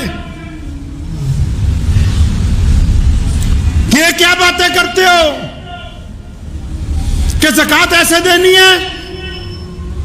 تو ہم تو چاہتے ہی نہیں کہ لوگوں کو بتائیں کہ زکوٰۃ ہے کیا، زکوٰۃ بنائی کیوں، زکوٰۃ کا مفہوم کیا ہے، زکوٰۃ دی کیوں جاتی ہے۔ نہیں، بس ہمیں اتنا پتہ ہے کہ رمضان آ جائے زکوٰۃ لاؤ، زکوٰۃ لاؤ، صدقہ لاؤ، فطرہ لاؤ، اور یہ پتہ ہی نہیں کہ یہ بنایا کیوں ہے۔ بنٹا دھار کر دیا سارے کا سارا۔ ایک ہوتا ہے نا نمبر رانگ مل جائے، یا تو پوری ایکسچینج ہی پٹھی جگہ لگا دی لے جا کے۔ سارے سسٹم کا نظام اپنی من مرضی کے ساتھ۔ قرآن پاک نے نماز کے ساتھ زکوٰۃ کا حکم دیا، کیونکہ حکم ہوا کہ نماز کے ذریعے رب راضی کرنا ہے اور مال کے ذریعے رب کے بندوں کو راضی کرنا ہے۔ نماز سے اللہ کو راضی کرنا ہے، اور نماز کے بعد جو اللہ نے ہمیں دولت دی ہے اس کو خرچ کر کے اللہ کے بندوں کے دلوں کو راحت پہنچانی ہے۔ فرمایا تاکہ تمہارا مال پاک ہو جائے۔ مال کو پاک کرنے کی بات کیوں کہی؟ زکوٰۃ کے ذریعے مال کیوں پاک ہو جائے؟ کیونکہ امت محمدیہ صلی اللہ علیہ وسلم میں پیارے پیغمبر نے فرمایا، حدیث کا مفہوم ہے، فرمایا ہر ایک امت میں ایک فتنہ ہوتا ہے، میری امت کا فتنہ مال ہے۔ اب تین نیتوں کے علاوہ بندہ اگر پیسے کماتا ہے تو پیسہ خراب ہے۔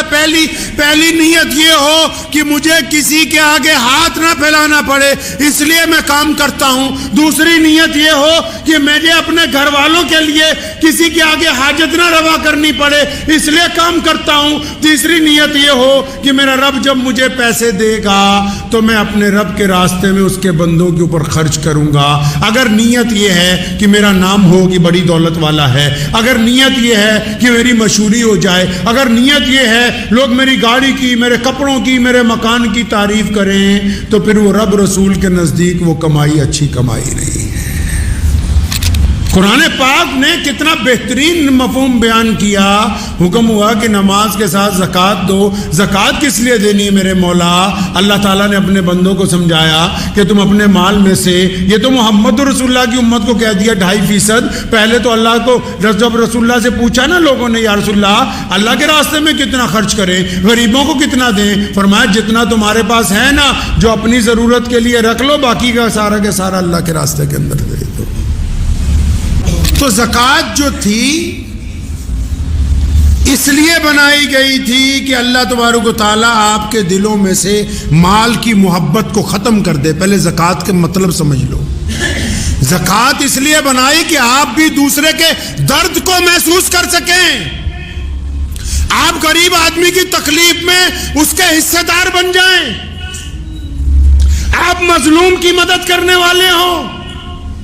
آپ جن کا کاروبار ٹھپ ہو گیا ان کے ساتھ کاندھے سے کاندھا ملانے والے ہوں. زکوٰۃ اس لیے تھوڑی بنائی کہ آپ بیٹھ جاؤ اپنی دکان کے اوپر اور 100 روپے سب کو بانٹتے جاؤ, اور وہ بھی آنے والا کہے حضرت اگلے سال میرا خیال رکھنا, اس نے بھی ارادہ کر رکھا ہے ساری زندگی مانگنے کا, تو نے بھی ارادہ کر رکھا ہے بیوقوفی کے ساتھ بانٹنے کا. اگر زکوٰۃ کو سنت کے مطابق لے آئیں گے نا, بہت سارے لوگوں کی میری یہ گفتگو شاید چپ جائے گی. محمد رسول اللہ جیسے زکوٰۃ دلواتے ہیں, دیتے ہیں, ہم میں سے کوئی اب اس کے اوپر نہیں ہے. پورے قرآن حدیث میں کہاں لکھا ہے کہ ایسے زکوٰۃ بانٹو جس طرح تم بانٹ رہے ہو, جیسے آپ زکوٰۃ بانٹ رہے ہو. پچھلے 75 سالوں میں کوئی غریب ختم نہیں ہوا جیسے آپ زکوٰۃ بانٹ رہے ہو. کوئی عمارت مکمل نہیں ہوئی جیسے تم زکوٰۃ بانٹ رہے ہو. کسی کے گھر کے اندر خوشحالی نہیں آئی, کیونکہ زکوٰۃ دے تو رہے ہو, محمد رسول اللہ کے مطابق نہیں دے رہے ہو. رسول اللہ کیسے زکوٰۃ دیتے ہیں جی؟ رسول اللہ زکوٰۃ کیسے دلواتے ہیں؟ اس میں حیرت کی بات اور بتا دوں آپ کو, بڑی حیرت. اسلام کا پلر ہے زکوٰۃ, لیکن پیارے پیغمبر محمد رسول اللہ نے کبھی زکوٰۃ دی نہیں, کیونکہ ان کو دولت سے محبت تھی نہیں. جتنا آیا سورج غروب ہونے سے پہلے لٹا دیا اللہ کے راستے کے اندر. چاہے ابو ہریرہ ہو اور چاہے مولا علی کرم اللہ وجہ ہو, جو کچھ آیا سورج غروب ہونے سے پہلے اللہ کے راستے کے اندر لوٹا دیا.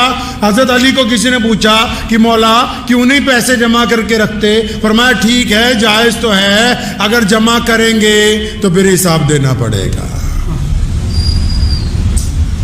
زکوٰۃ کیوں بنائی؟ اب سمجھو. زکوٰۃ اس لیے بنائی تھی کہ دولت مند آدمی کے دل میں مال کی محبت کم ہو جائے, کیونکہ مال فتنہ ہے. مال ہمیں کہتا ہے عیاشی کرو, مال ہمیں کہتا ہے کہ فالتو پیسے گھر پہ خرچ کرو, مال ہمیں کہتا ہے کہ دوسروں کے اوپر لٹاؤ, مال ہمیں کہتا ہے غیر ضروری دعوتیں کرو, مال ہمیں کہتا ہے کہ زنا کی طرف جاؤ, مال ہمیں کہتا ہے بدکاری کی طرف جاؤ. مال میں سے جب غریب کا حصہ نکالیں گے تب ہمیں کچھ عقل آئے گی کہ ہاں یہ صرف ہمارے لیے نہیں ہے, ہمارے رب نے اس لیے دیا ہے کہ ہم اس سے غریبوں کی مدد کر سکیں. مال پاک ہو جائے گا, یعنی دماغ میں سے گندگی نکل جائے گی. اس لیے فرض کی گئی, نماز کی طرح فرض کی گئی. بدبخت ہیں وہ لوگ جو صاحب زکوٰۃ ہونے کے باوجود اپنا حساب لگا کے زکوٰۃ نہیں دیتے. یاد رکھو, جو زکوٰۃ کو خود ہی کھا رہا ہے اس کی نسلوں کے اندر دین باقی رہنے کے امکانات کم ہو جاتے ہیں. کیوں؟ کیونکہ زکوٰۃ نہ دینے کی وجہ سے, بدبختی کی وجہ سے گھر کے اندر غربت آ جاتی ہے, جہالت آ جاتی ہے, وہم پیدا ہو جاتا ہے. اب رسول اللہ کیسے زکوٰۃ دیتے تھے سنو. رسول اللہ فرماتے تھے, اسلام نے جو شریعت میں آئیڈیل دیا زکوٰۃ کا نا, ہم میں سے کوئی اس پر نہیں ٹکا ہوا. کیا آئیڈیل ہے جی زکوٰۃ کا؟ محمد رسول اللہ نے سیدنا ابو بکر کی ڈیوٹی لگا رکھی ہے, سیدنا بلال رضی اللہ تعالیٰ کی ڈیوٹی لگا رکھی ہے, ابو ہریرہ کی ڈیوٹی. کیا ڈیوٹی ہے جی؟ کہ زکوٰۃ اکٹھی کر کے یہاں لاؤ مسجد نبوی میں. زکوٰۃ کو سینٹرلائز کیا, اکٹھا کیا. زکوٰۃ کون کہتا ہے زکوٰۃ صرف پڑھانے کے لیے دینی چاہیے؟ لوگ کہہ رہے ہیں کہ صرف مدرسوں میں دو. جو دوسرے لوگ ہیں ماڈریٹ, زکات فنڈ جنہوں نے بنا رکھے ہیں وہ کہہ رہے ہیں صرف ہمیں تو ہم یونیورسٹیاں بنائیں گے, کالج بنائیں گے. کہاں کس کتاب میں لکھا ہے کہ زکات تمہیں پڑھانے کے لیے دینی ہے؟ محمد رسول اللہ نے زکات کا مرکز بنایا. کیوں مرکز بنایا؟ کیونکہ اس محلے کی زکات جب اس مسجد میں اکٹھی ہوگی, حضرت عمر ثانی عمر بن عبدالعزیز رحمۃ اللہ علیہ فرمایا کرتے تھے جب زکات اکٹھی ہو جائے نا تو جس کاروباری کا بھٹا بیٹھ گیا ہے, جس کاروباری کے اوپر اتنا قرض آ گیا کہ دکان بند ہو گئی ہے, جس مسلمان کے پاس اتنے پیسے بھی نہیں کہ وہ دہاڑی بھی کر کے اپنا روزگار نہیں چلا پاتا, تمہارے پڑوس میں جو ایسا بندہ ہے جس کے پاس کاروبار سرے سے ہے ہی نہیں, جو ایک ریڑھی لگانے کے قابل بھی نہیں ہے, یک مشت ایک آدمی کو ہر سال اتنی زکات دو کہ اگلے سال وہ زکات دینے والوں میں شامل ہو جائے. کیسے زکات بانٹ رہے ہو؟ کیا رسول اللہ کی سنت ہے یہ؟ کس کتاب نے کہا کہ یہ سنت ہے؟ زکات اس لیے بنائی گئی تھی کہ لوگوں کو غربت سے اٹھانے, اور دی ہے سیدنا ابو بکر سے لے کے خلفائے راشدین نے, عمر بن عبدالعزیز رحمت اللہ علیہ تک اتنا زکات کا سینٹرلائز مسلمانوں نے کیا, اتنی مرکزیت زکات کی بنائی کہ آخر ایک وقت آ گیا خلیفہ کے پاس زکات بچ گئی کئی کروڑ روپے, اٹھا کے شام بھیجی. شام کے گورنر نے چٹھی لکھ کے واپس بھیجی کہ حضرت ہمارے ہاں تو کوئی زکات لینے والا نہیں. پھر زکات اکٹھی کر کے یمن بھیجی. یمن کے گورنر نے چٹھی لکھ کے بھیجی ہمارے ہاں تو کوئی زکات لینے والا نہیں. پھر زکات اکٹھی کر کے افریقہ بھیجی. اس نے کہا جی ہمارے ہاں تو کوئی کیوں؟ کیونکہ زکات کو ہر سال انہوں نے مرکزیت بنا کے اپنے علاقے میں سے غربت کو دور کی. معاف کرنا, آج کے لوگ غربت کو قائم رکھنا چاہتے ہیں, یہ زکات کو تماشبینی کی طرح دینا چاہتے ہیں. یہ غربت نہیں دور کرنا چاہتے, یہ اپنا نام و نہاد چاہتے ہیں. یہ جتنے بڑے بڑے چودھریوں کے پاس, گستاخی کی معافی سے کہہ رہا ہوں, جو بڑے بڑے ادارے بھی بن گئے نا, ان کے اپنے مولوی بھوکے مر رہے ہیں, قرض میں ڈوبے ہوئے ہیں, سود پہ پیسے لے لے کے مرنے کے لیے تیار ہیں, خودکشیاں کر رہے ہیں. اور تم زکات کے اوپر سانپ بن کے بیٹھے ہوئے ہو کہ نہیں یہ تو پڑھائی پر. کس پڑھائی پر؟ اسلام نے کہا کہ جو غریب ہے اس کو اتنا دو, اتنا دو, اتنا دو کہ آئندہ سال یہ خود اپنے بچوں کو پڑھائے, یہ خود دوسروں کو زکات دے, یہ خود اپنی بیوی بچوں کا خرچ اٹھائے. تم چاہتے نہیں, تم کہتے ہو کہ بس غریب کے بچے کو 3 وقت مدرسے میں روٹی کھلائیں گے, اس کی غربت نہیں دور ہونے دیں گے. زکات کا تماشا کھیل بنا دیا زکات کو. ارے اس حد تک گر گئے ہیں ہم تو. فطرہ رکھا تھا اس لیے کہ چلو روزے کا کفارہ ادا ہو جائے گا, کسی غریب کی جھولی میں کچھ چل جائے گا. ایتھے تا عید آڑ تو پہلے ہی فطرہ کھچ کے لے جانے ہیں کہ کسی غریب کے منہ میں نہ ڈال دے, بھیا یہ ہمارے پاس پہنچا دے بس. آپ یہ دیکھیں کہ جس دین کا پوری دنیا میں چرچا ہے, جس دین کا نظام کائنات میں سب سے اعلیٰ ہے, جس دین کے خلاف دشمن اس طرح سازشیں کرتا ہے, روکنا کیسے؟ اس دین میں عبادت کے ساتھ مال کی ادائیگی اس حساب سے رکھی گئی تھی کہ تمہاری صفوں میں کوئی غریب نہ رہے, تمہاری صفوں میں کوئی محتاج نہ رہے, تمہاری صفوں میں کوئی ضرورت مند نہ رہے, تمہاری صفوں کے اندر کوئی مانگنے والا باقی نہ رہے. ہم نے اس نظام کو چھوڑ دیا. ہم نے سوچا صرف نماز پڑھنی ضروری ہے, زکات تو ہم 1-1 روپیہ کر کے بانٹیں گے. تمہارا سکا بھائی غریب ہے, سکی بہن غریب ہے, تمہارا چچا غریب ہے, تمہارا تایا غریب ہے, تمہارا ماموں غریب ہے, تو اسے زکات دینے کے لیے تیار نہیں ہے کہ 1 سال کی اکٹھی زکات 2-4 لاکھ اس کو دے دوں, یہ سنبھل جائے. نہیں نہیں, تو کہہ رہا ہے جی میں 2-2 ہزار کر کے بانٹوں گا. اللہ اکبر. یہ زکات کا نظام اسلام کے اندر تمہیں سمجھایا کس نے؟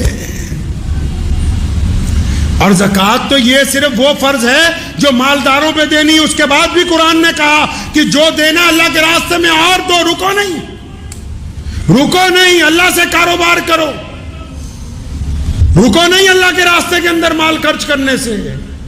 ہم نے زکات کے ساتھ کیا کر دیا؟ ہم نے کیا کر دیا زکات کے ساتھ؟ بہت سارے تو ایسے ہو گئے کہ جی زکات دینے کی ضرورت ہی نہیں ہے.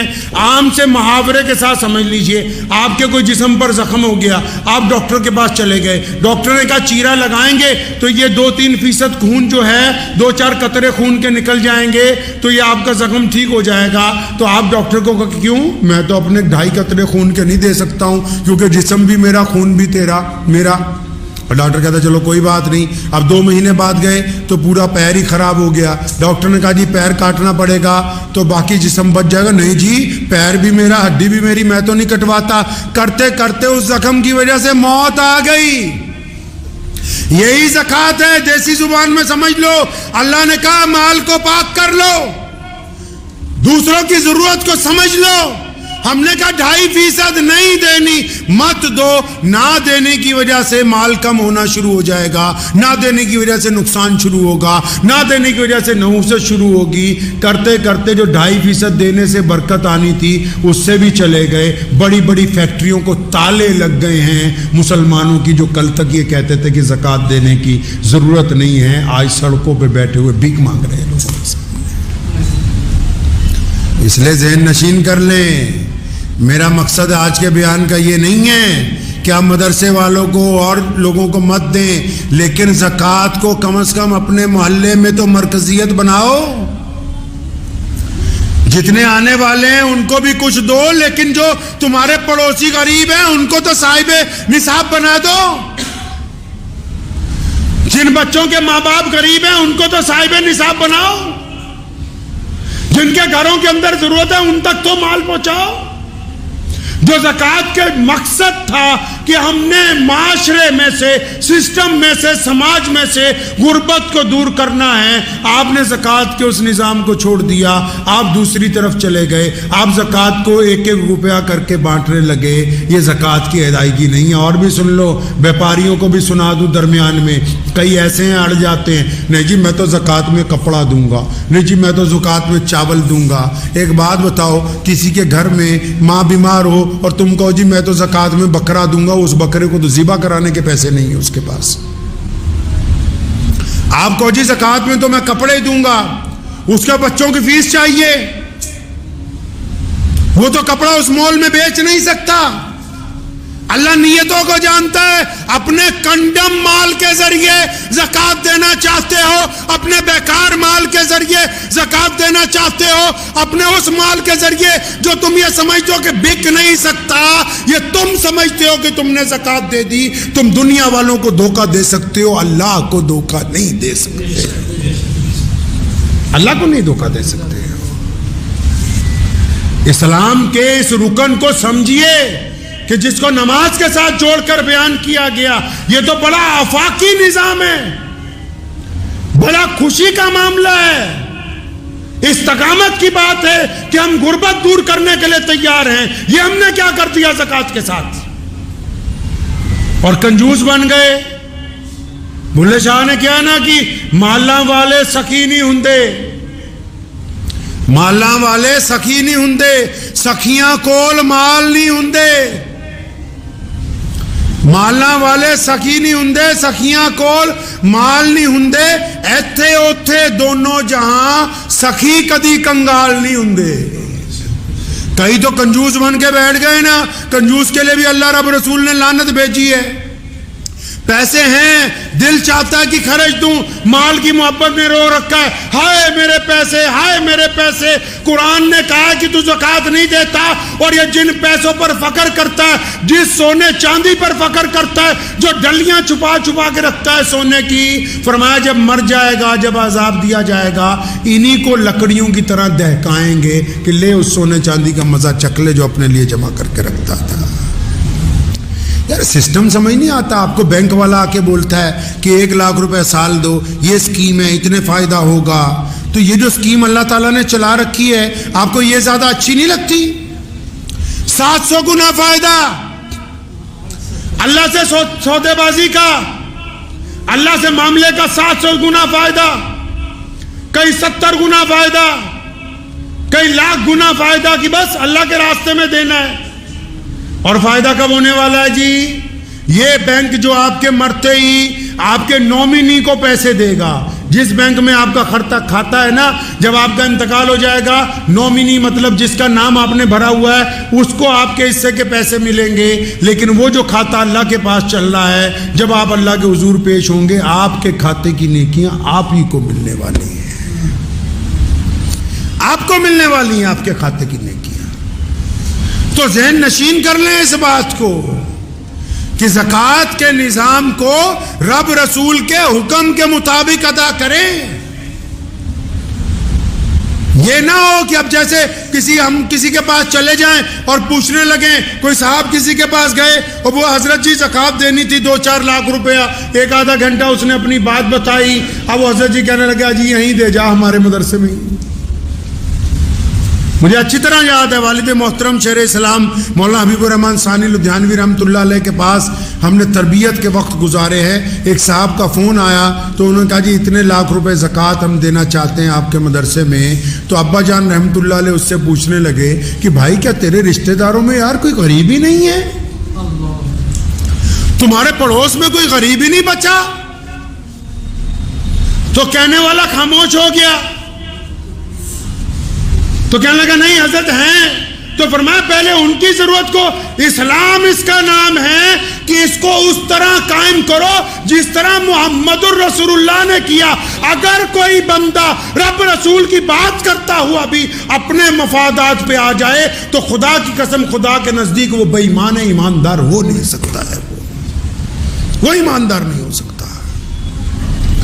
اللہ تعالیٰ جیسے چاہتے ہیں کہ میرے بندوں کو میرے رسول کی بات جس طرح بتائی جائے, جو بات اللہ تبارک و تعالیٰ نے اپنے بندوں کو سمجھائی وہی بات زندگی کے معاملات میں ہونی چاہیے. آپ رمضان میں زکوٰۃ دے رہے ہیں, اچھی بات ہے. زکوٰۃ 365 دنوں کے بعد دی جاتی ہے, 1 سال کے بعد. ٹھیک ہے, آپ نے نظام بنایا رمضان میں ہی دیں گے, لیکن زکوٰۃ دینے سے پہلے کبھی اپنی مسجدوں کے اندر بیٹھو, اپنے محلوں میں سر جوڑ کے ایک دوسرے کے ساتھ بیٹھو کہ پیارے پیغمبر نے زکوٰۃ کا مرکزیت کو قائم کیا اور پیارے پیغمبر نے زکوٰۃ کے پیسے پہلے قرض داروں پر خرچے ہیں. سن لو ماڈریٹ مسلمانوں اور بڑے بڑے تعلیمی ادارے چلانے والوں, کہ جن غریب بچوں کو پڑھانے کی بات کرتے ہو پہلے ان کے ماں باپ کی غربت ختم کرنے کی بات کرو. رسول اللہ صلی اللہ علیہ وسلم نے زکوٰۃ کے پیسے سب سے پہلے کن پر خرچے گئے جی؟ جو لوگ قرض دار ہو گئے, جن کا کاروبار بند ہو گیا, جن کو سٹینڈ کرنا ہے. اور پھر اس حساب سے اس زکوٰۃ کو بانٹا گیا کہ ایک وقت آیا کہ آج اس زمین کے اوپر جہاں سے اللہ نے زکوٰۃ کو فرض کیا مکہ مکرمہ میں, مدینہ المنورہ میں, آج عرب کی زمین پر اس کے ساتھ لگتے ملکوں پر کوئی زکوٰۃ لینے والا ہے نہیں ہے.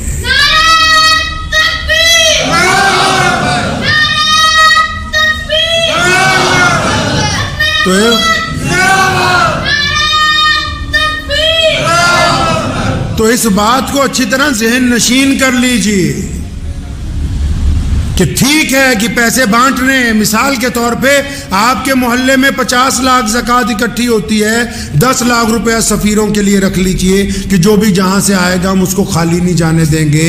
اور لیکن 40 لاکھ روپیہ تو انہیں 1-2 غریب لوگوں کو دو جن کا کاروبار نہیں ہے, جن کی دکان بند پڑی ہوئی ہے, جن کے گھر کے اندر بیماریاں ہیں, جن کے پڑھے لکھے بچے موجود ہیں, نوکریاں ان کے پاس نہیں ہیں. ان کے اوپر پیسہ لگاؤ, ان کو کام کر کے دو, مانیٹری کمیٹی بناؤ جو دھیان رکھے کہ یہ پیسے کا صحیح استعمال کر رہے ہیں تاکہ اگلے سال وہ بھی تمہیں 10,000 زکوٰۃ دینے والے بن جائے. اپنے نظام کو درست کریں. اگر واہ واہی لوٹنے کے لیے پیسے خرچنے تو ان پیسوں کا کوئی فائدہ نہیں ہے. بہت بڑے بڑے ہمارے چودھریوں کو تکلیف ہو گئی ہے یہ کہ جی ہماری واہ واہی ہو جائے, ہم نے یہ کر دیا. ارے مرنے کے بعد اس اولاد نے دعا بھی ڈھنگ سے نہیں کرنی. ہم جیسے مولویوں کے پاس آ جائیں گے, حضرت جی دعا کر دو, اس لیے پیسے وہاں خرچو جن کا فائدہ تمہیں مرنے کے بعد بھی ہونے والا ہے. تو امید ہے شاہی امام پنجاب مولانا عثمان لدھیانوی صاحب کا یہ بیان آپ کو بہت زیادہ پسند آیا ہوگا. بیان پسند آیا ہو تو ویڈیو کو لائک, شیئر اور چینل کو سبسکرائب کرنا بالکل نہ بھولیے گا. چلیے ملتے ہیں کسی اور ویڈیو میں. والسلام علیکم ورحمۃ اللہ وبرکاتہ.